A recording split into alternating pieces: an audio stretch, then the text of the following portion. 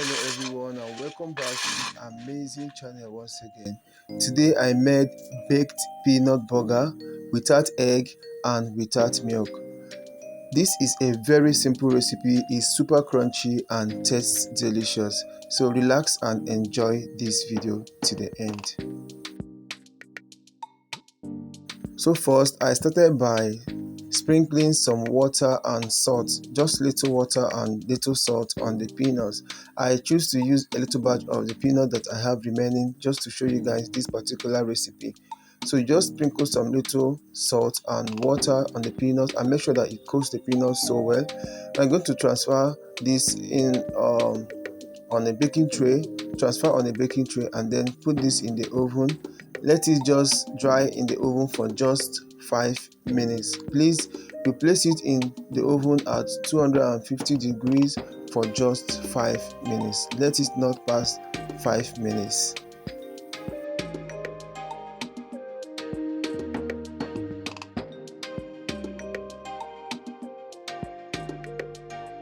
Once the peanuts or the granules is out of the oven, what to do is to transfer this into a bowl and then set aside. While that is aside, you go ahead to mix your coating mixture or coating liquid. So for this coating liquid, what you need for this particular recipe, you need like about 1/3 cup of water, and to this 1/3 cup of water you add about 2 tablespoons of granulated sugar, half teaspoon of salt, 1/8 teaspoon of cinnamon powder, 1/8 teaspoon of ginger garlic powder, or simply you can also use just ginger powder. Okay, then add about 1 teaspoon of your flavoring. I use mixed zest flavor for this recipe, so go ahead and make sure that you mix it thoroughly so that the sugar dissolves completely. Okay, so once the sugar is completely dissolved, you're going to set this aside. Then you're going to measure out some quantity of flour. So basically what you need here is your coating mixture, some flour, and then the peanuts that you just toasted in the oven. Also, if you don't want to toast it in the oven, you can just toast it in the microwave for just 1 minute. It's fine. So the next thing to do now is you're just going to take a little bit of this coating mixture, just sprinkle it inside the peanuts, then cover the bowl and then shake so that the mixture mixes or coats all the peanuts that are in the bowl. Now after that, you just sprinkle a little flour on them, then shake. Make sure you shake this thing super very well, like shake it so well, because if you don't shake it so well, they are going to clump together and you have to wait or start to use your time to start separating them one by one, which is going to take your time.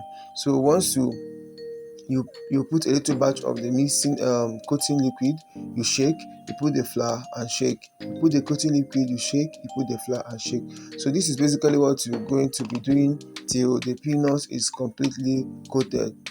At the end of it, you may have some of the coating mixture still remaining. It doesn't matter, you can just keep that for next batch or next time. But particularly once you see that your peanut is coated so well, so you just stop at that point.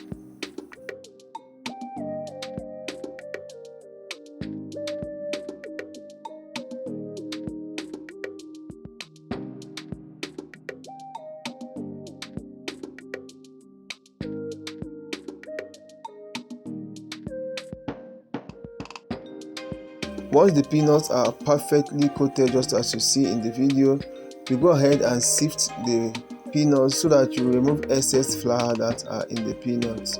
Use a net sieve to do this or to carry out this particular process or this stage. So make sure you sift very well to take off excess flour that are in the peanut. Next, you're going to transfer this peanut also on a clean kitchen towel and then shake the peanuts in the towel so that the extra flour that are still on the peanuts will be out. Like it's not going to have too much of flour on it, like just like that. Okay, so once that is done, you're going to transfer this into your baking tray. Transfer this into the baking tray. Meanwhile, your oven is heating already at 250 degrees. Okay, transfer this into the oven and let it let it bake for up to 10 minutes. After the 10 minutes, you bring it out, sprinkle a little bit of either butter or margarine or vegetable oil, whichever one you want to use, but for this recipe I use margarine. So once you sprinkle with some margarine, make sure that the margarine coats all the peanuts, so that it will also help to remove excess flour that might be on the peanut, and also help the peanut to roast the second time. So put it back in the oven and let it just bake for extra 8 minutes, and that's all. Your peanuts are ready, super ready. So you are going to allow these peanuts to cool down completely, because once they are out of the oven they may seem a little bit soft, but once they are completely cooled, you're going to enjoy your peanut. To keep it crunchy, make sure that you bottle it in airtight container. Thanks for watching. Bye bye.